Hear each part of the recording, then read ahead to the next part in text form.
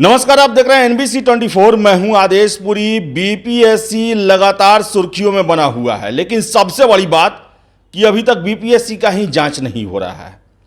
आपको बताएं कि 67वीं पेपर लीक मामले को लेकर बीपीएससी से संबंधित अनेक खबरें आ रही हैं।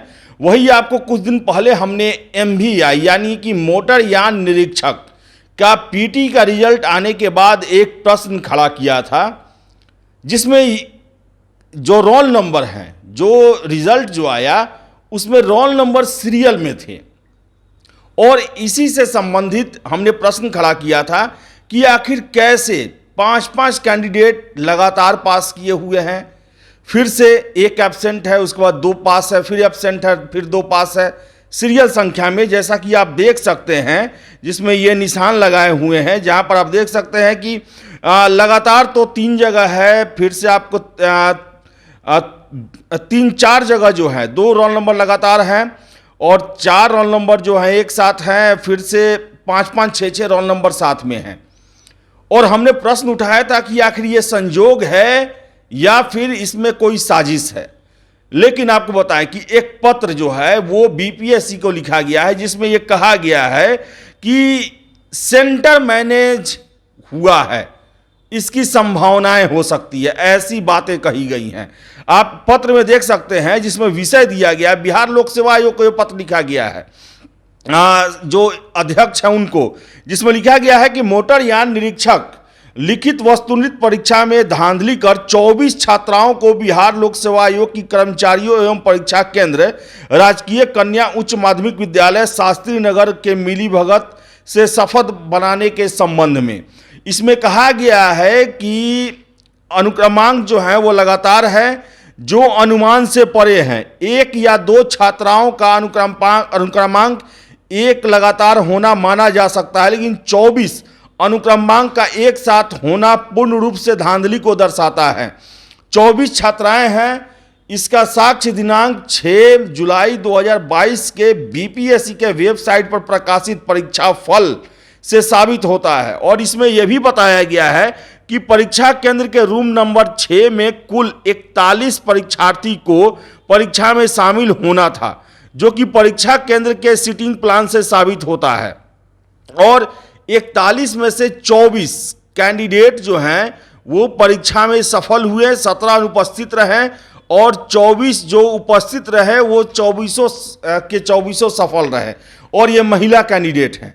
ये जो है ये आरोप लगाए जा रहे हैं और मीडिया रिपोर्ट्स में ये खबरें आ रही हैं कि बीपीएससी का सेंटर मैनेज होता है। तो अब हम कह सकते हैं ये जो हो रहा है बीपीएससी में, और सबसे बड़ी बात कि बीपीएससी को ही जांच से बाहर रखा गया। अभी तक बीपीएससी पर वो सारे आरोप लग चुके हैं, जो कि एक भ्रष्टाचार में एक मामला हो जाता है तो बहुत बड़ा घटना उसे माना जाता है। पेपर लीक हो गया, सेंटर मैनेज की बातें आ गई, फिर से आपको बताएं कि जो कैंडिडेट का कट ऑफ से ज़्यादा नंबर है उससे आप फेल घोषित कर देते हैं, फाइनल रिजल्ट में कट ऑफ से ज़्यादा वालों को जॉब नहीं देते हैं, फिर से आप उतने ही अंक काटते हैं जितना अंक से वो फाइनल सिलेक्शन से बाहर हो जाता है।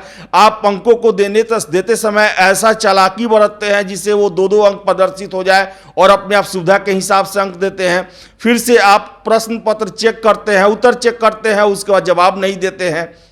और सबसे बड़ी बात, जब मामला हाई कोर्ट में जाता है, हाई कोर्ट आपसे आंसर का कॉपी मांगता है तो आप जमा नहीं करते हैं। तो हम कैसे मान ले कि बीपीएससी में सब कुछ ठीक ठाक चल रहा है?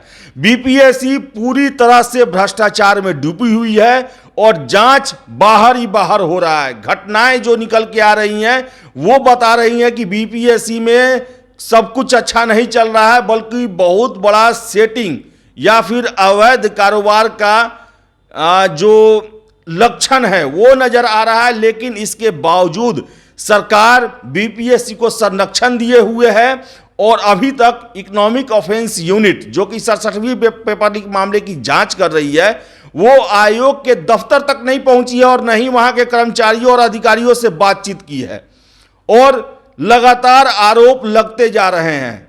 अगर हम देखें, रंजीत कुमार रजक जिनकी गिरफ्तारी हुई है 53 से 55 में, उनका उम्मीदवारी पर भी अब शक पैदा किया जा रहा है। यानी कि 53 से 55 से लेकर 56 59 में, जिसमें उनका भी हुआ, उनके भाई का भी हुआ, और उन्होंने अपने एक दोस्त का करवाया जिसको बाद में बहनोई बना लिया।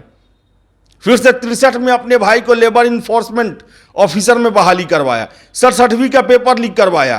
तो देखा जाए तो बीपीएससी 52वीं से 53वीं से लेकर अभी तक सारे के सारे में एक खेल किया गया है, और इन सब का जांच होना बहुत ज़्यादा जरूरी है। और ये बीपीएससी की गलती है, बीपीएससी के अंदर गड़बड़ी हो रही है, जबकि जांच बाहर चल रहा है, बाहर जो उसका फायदा उठाए हुए हैं उनको पकड़ा जा रहा है, जबकि जरूरत है बीपीएससी के अंदर सर्जिकल स्ट्राइक करने की। कि एमईआई की परीक्षा आपको बता दें हम कि रिजल्ट आते समय ही हमने वीडियो किया था और यह प्रश्न उठाया था। हालांकि बहुत सारे कैंडिडेट, उनका हमारे पास फोन आया, उनका साफ कहना था कि मैं परीक्षा को विवादास्पद बना रहा हूं, लेकिन अब ये खबरें जो हैं वो चारों तरफ प्रसारित हो रही हैं और ये बातें निकल के सामने आ गई हैं कि शास्त्री नगर के स्कूल में कमरा नंबर 6 में 24 कैंडिडेट उपस्थित हुए हैं और 24 का सिलेक्शन हो गया, जो कि अपने आप में अप्रत्याशित है। ऐसा हो ही नहीं सकता है।